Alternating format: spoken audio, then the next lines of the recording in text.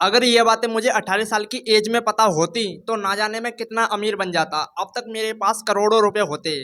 लेकिन दोस्तों, जो गलती मैंने की है, मैं नहीं चाहता कि उस गलती को आप भी करो। इसीलिए मैं आपके सामने इस वीडियो को लेकर आया हूँ। तो दोस्तों, आज के इस वीडियो में मैं आपको अपनी लाइफ के 5 लेसन, जो कि दोस्तों मैंने rich dad poor dad book से सीखे हैं, उनको बताने वाला हूँ। और दोस्तों, इन लेसन को आप अपनी लाइफ में ज़रूर अप्लाई करना, क्योंकि ये लेसन लिटरली आपकी लाइफ को चेंज कर सकते हैं। इन लेसन ने मेरी लाइफ को चेंज कर दिया, तो आपकी लाइफ को क्यों नहीं करेंगे। बट दोस्तों, आपको एक चीज़ ध्यान में रखनी है। अगर आपकी एज 13 से 18 साल के बीच में है, या फिर 13 से 25 साल के बीच में है, तो ये वीडियो आपके लिए बहुत ज़्यादा इंपॉर्टेंट होने वाली है। तो इस वीडियो को प्लीज़ पूरा देखना, नहीं तो आप एक बहुत ही ज़्यादा वैल्यूएबल लेसन को नहीं सीख पाएंगे एंड आप लिटरली बहुत ज़्यादा पछताएंगे। तो इस वीडियो को पूरा देखें। तो सबसे पहला जो लेसन है, जो मैंने रिच डैड पुअर डैड से सीखा है, वो है the rich don't work for money. यानी कि अमीर लोग कभी भी पैसे के लिए काम नहीं करते, वो लोगों से काम करवाते हैं एंड उनसे जो पैसा आता है वो उस पैसे को अपने बिजनेस में फिर से लगा देते हैं। दोस्तों, ये बात सुनने में बहुत ज़्यादा अजीब सी लग रही होगी। अब दोस्तों, होता क्या है कि हम नॉर्मल सी ज़िंदगी को जीते हैं नॉर्मल लोगों के बीच में रहकर, तो हमारी ये आदत हो जाती है कि हम पैसे के लिए काम करते हैं। जैसे कि हम अपनी जॉब को करते हैं तो वो पैसे के लिए करते हैं। आज लाखों से भी ज़्यादा लोग, करोड़ों लोग एम्प्लॉय बनने की तैयारी कर रहे हैं। वो पढ़ाई कर रहे हैं इसलिए ताकि उनको जॉब लग सके, वो अच्छी सी जॉब कर लें। लेकिन दोस्तों, मैं ये नहीं कह रहा हूँ कि पढ़ाई गलत चीज़ है, पढ़ाई सच में बहुत अच्छी चीज़ है। लेकिन आप एक बात को सोचो, क्या सिर्फ नौकरी से ही आप अमीर बन जाएंगे? नौकरी से आप सिर्फ अपनी ज़रूरतें पूरी कर सकते हैं, सपनों को नहीं। अगर आपका सपना है कि आप लैम्बोर्गिनी चलाएं, रोल्स रॉयस चलाएं, तो दोस्तों नौकरी से वो कुछ नहीं होगा। आपको बिजनेस तो करना ही होगा अगर आप अमीर बनना चाहते हैं। तो दोस्तों, मैं ये नहीं कह रहा हूँ कि आप अभी से ही बिजनेस में घुस जाओ, अपनी पढ़ाई लिखाई को छोड़ दो। नहीं दोस्तों, ये आपका कीमती टाइम चल रहा है, इसको सही जगह इन्वेस्ट करो, पढ़ाई करो। पढ़ाई कोई गलत चीज़ नहीं है, अच्छी चीज़ है। बट दोस्तों, ये चीज़ भी ध्यान रखो, आपको बिजनेस करना है, पढ़ाई करनी है, बट आपको लाइफ में आगे जाके बिजनेस पक्का करना है, तभी आप अपने सपनों को पूरा कर पाएंगे। इस बात को आप अपने दिमाग में बैठा लो, समझ रहे हो ना। हमारा दूसरा लेसन है एसेट्स और लाइबिलिटीज। दोस्तों, एसेट्स और लाइबिलिटीज ये बहुत ज़्यादा इंपॉर्टेंट चीज़ें हैं, जो कि rich dad poor dad book में बताई गई हैं। अब दोस्तों, इस बुक के ऊपर मैंने बहुत सारी समरी बनाई हुई हैं, इसीलिए मैं इसके बेसिक चीज़ों को नहीं बताऊंगा आपको, जैसे कि इस बुक को किसने लिखा, क्यों लिखा एंड किस पर्पज से लिखा, वो सब मैं आपको नहीं बताऊंगा, क्योंकि इसके ऊपर मैंने बहुत सारी समरी बना चुकी हैं, आप उनमें जाकर चेक कर लेना। लेकिन इस वीडियो में मैं आपको इंपॉर्टेंट चीज़ें बताने वाला हूँ। तो एसेट और लाइबिलिटीज ये दो फैक्टर होते हैं जो कि बहुत ज़्यादा इंपॉर्टेंट होते हैं। हम अपने आसपास जितने भी लोगों को देखते हैं, मोस्टली सब लाइबिलिटीज में इन्वेस्ट करते हैं। जैसे कि उनका बजट ना होने के बावजूद भी आईफोन लेना, बजट ना होने के बाद भी महंगी बाइक लेना, कार लेना। अब कुछ लोग ऑफेंड हो जाएंगे, कार, फोन, बाइक ये सब तो लेनी चाहिए, शौक करने वाली चीज़ें हैं। हाँ दोस्तों, मैं समझता हूँ शौक करने वाली चीज़ें हैं, बट आप एक चीज़ सोचो, आप उन चीज़ों को EMI पर ले रहे हैं, किस्तों पर ले रहे हैं। आपने आईफोन ले लिया किस्तों पर, वो भी सिर्फ चिल मारने के लिए, अपने दोस्तों को दिखाने के लिए, अपनी गर्लफ्रेंड को इम्प्रेस करने के लिए। आप कौन हो भाई, आपको कौन जानता है, ये बताओ पहले तो मुझे। देखिए, आईफोन, कार ये सब EMI पर लेना बंद कर दो, ये लाइबिलिटीज में आती हैं। और एसेट्स, अब दोस्तों एक कार एक एसेट भी हो सकती है। आप दोस्तों एक कार को खरीदते हैं, मान लीजिए कि आपने स्विफ्ट डिजायर खरीदी एंड आपने उस स्विफ्ट को टैक्सी बना दिया एंड उस टैक्सी को किसी होटल पे लगा दिया एंड आपकी जो कार है वो होटल का कोई ड्राइवर चलाएगा और मंथली आपको उस कार से आने वाला पेमेंट मिलता रहेगा। जैसे कि दोस्तों, मैं आपको नॉर्मल भाषा में समझाता हूँ, देसी भाषा में।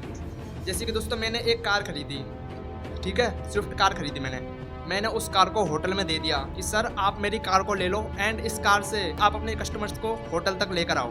जैसे कि होता है ना कि कोई बंदा दुबई से आया है, उसको इंडिया में आना है, तो इंडिया में वो पहले से होटल देखता है ना कि किस होटल में जाना है, तो वो कार उसको होटल तक छोड़ेगी एंड उस कार से जो भी पेमेंट बनेगा उसका 75% पेमेंट मैं ले लूँगा एंड 25 वो रख लेगा होटल वाला।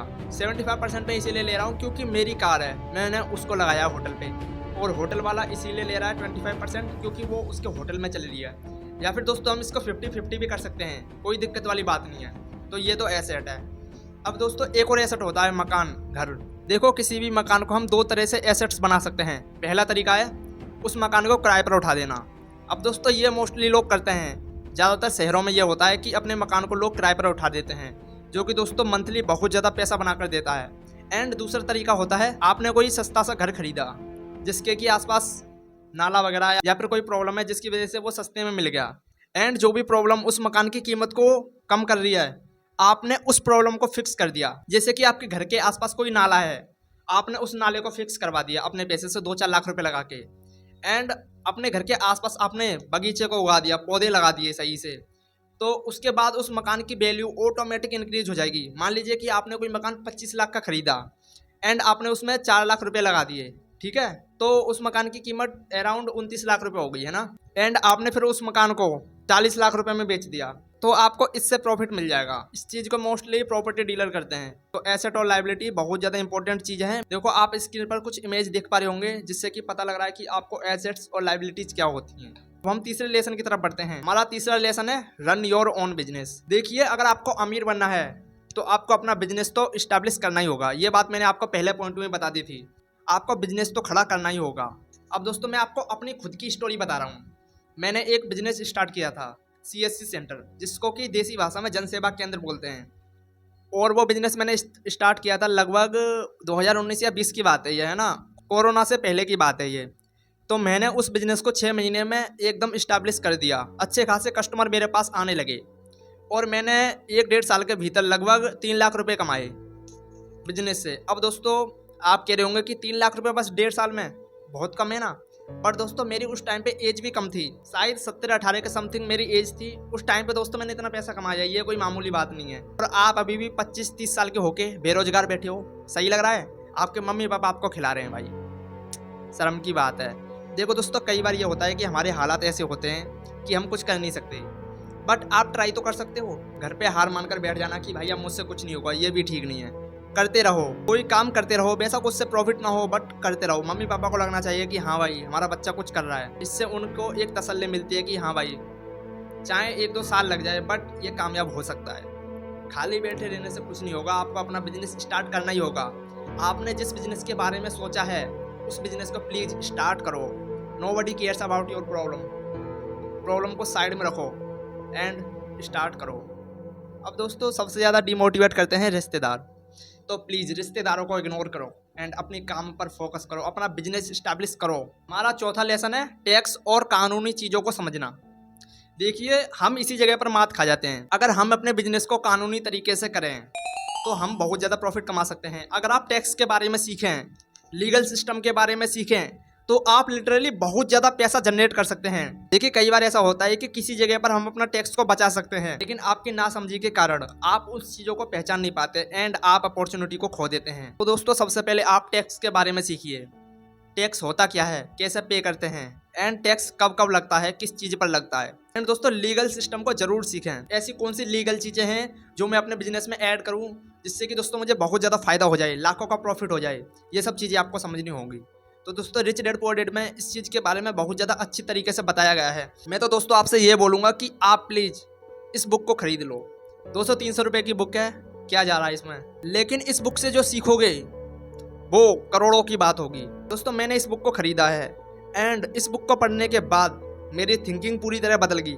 आप देखना मेरे चैनल पे जाके most of the video rich dad poor dad के ऊपर होंगी, क्योंकि मैंने इस बुक को काफ़ी बारीकी से पढ़ा है। एंड दोस्तों मैं इसके बारे में आंख बंद करके आपको बता सकता हूँ। एंड दोस्तों अगर आप इस बुक को नहीं खरीद सकते, कुछ प्रॉब्लम्स होती है हमारी, नहीं खरीद सकते, तो मेरे चैनल पर रिच डैड पुअर डैड के रिगार्डिंग बहुत ज़्यादा वीडियोज़ हैं, आप उन वीडियोज़ को देखो। हमारा 5वां लेसन है आपको फाइनेंशियल रिस्क लेना ही होगा। देखिए दोस्तों अगर आपको अमीर बनना है तो आपको फाइनेंशियल रिस्क लेना ही होगा। आप पैसे को खर्च करने से डर रहे हैं, अगर आपको कोई बिजनेस करना है तो भाई ये बात तो तय है उसमें पैसा लगेगा, आप पैसा बचा नहीं सकते। जैसे कि अगर आपको कोई कपड़े की दुकान स्टार्ट करनी है तो आपको उसमें पैसा लगाना होगा। अब दोस्तों मेरे बहुत सारे दोस्त हैं जिनकी कपड़े की दुकान है, कुछ लोगों ने डी फार्मा कर लिया, वो मेडिकल स्टोर चला रहे हैं, कुछ मेरे दोस्तों की शूज की दुकान है। एंड आपको देखो घर पे बैठे हो कोने में एंड फ़ोन चला रहे हो, इंस्टाग्राम स्क्रॉल कर रहे हो, लड़कियों को देख रहे हो अरे भाई लड़कियों का नाच देखना बंद करो एंड अपने बिजनेस को स्टार्ट करो यार, प्लीज़ आज से ही अपने बिजनेस को स्टार्ट करो एंड आपको फाइनेंशियल रिस्क लेना ही होगा। अब दोस्तों जो भी बातें मैंने आपको इस वीडियो में बताई हैं एक बार मैं उनको रिवाइज कर देता हूँ। तो देखिए सबसे पहले तो आपको ये समझना होगा कि अगर आपको अमीर बनना है तो आपको लोगों को एम्प्लॉय बनाना होगा। अमीर पैसे के लिए काम नहीं करते, आप कैसे भी करके कोई अपना सिस्टम खड़ा करो एंड उस सिस्टम के नीचे अपने एम्प्लॉयज़ को हायर करो।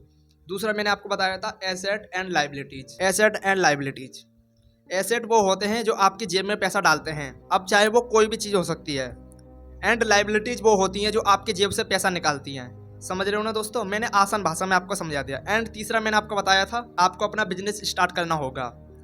अभी आप पढ़ाई कर रहे हैं, स्टूडेंट है, कोई नहीं, आगे जब आप 25-30 साल के हो जाएं तब आप अपना बिजनेस स्टार्ट कर सकते हैं। मैं ये नहीं कह रहा हूँ कि आप आज से बिजनेस को स्टार्ट करो, नहीं, जब आपकी फाइनेंशियल कंडीशन सही हो जाए उसके बाद आपको बिजनेस स्टार्ट करना है, क्योंकि तभी आप अपने सपनों को पूरा कर पाएंगे। एंड चौथा काम आपको मैंने बताया था, आपको टैक्स एंड कानूनी चीज़ों के बारे में समझना होगा, लीगल सिस्टम के बारे में समझना होगा, आप किस तरह से लीगली अपने बिजनेस को ग्रो कर सकते हैं एंड उस बिजनेस से बहुत ज़्यादा पैसा जनरेट कर सकते हैं। पांचवा लेसन मैंने आपको बताया था, आपको फाइनेंशियल रिस्क लेना ही होगा। जब तक आप रिस्क नहीं लेंगे तब तक कोई भी काम नहीं होगा। आप अभी घर में बैठे हैं, डर रहे हैं कि भाई क्या होगा, मैं फेल तो नहीं हो जाऊंगा। दोस्तों ऐसा लगता है यार, मुझे पता है कितना बुरा लगता है कि फेल भी हो सकते हैं। अब दोस्तों मेरा बिजनेस दोस्तों कोरोना की वजह से फेल हो गया, लॉकडाउन लग गया था ना, तो लॉकडाउन लग गया तो मुझे है ना अपने गांव में जाना पड़ गया, तो उस वजह से मेरा बिजनेस भी वहीं पे फ्लॉप हो गया, ज़्यादा पैसा नहीं कमा पाया मैं। बट कोई नहीं, सीखने को मिला बहुत कुछ। एंड जो चीज़ सीखने को मिला है मुझे, मैं उससे आगे और भी ज़्यादा बिजनेस स्टार्ट करूँगा। अब दोस्तों मुझे उस बिज़नेस से बहुत सारी चीज़ें सीखने को मिली, जो कि दोस्तों मैं आगे लाइफ में अप्लाई करूँगा एंड मुझे बहुत ज़्यादा प्रॉफिट होने वाला है। अभी तो दोस्तों आप भी स्टूडेंट हैं, मैं भी स्टूडेंट हूँ, कोई टेंशन की बात नहीं है, हम लाइफ में बहुत ज़्यादा आगे जाएंगे भाई, टेंशन की बात नहीं है, हम लोग ब्रो हैं, भाई हैं भाई, कोई नहीं भाई।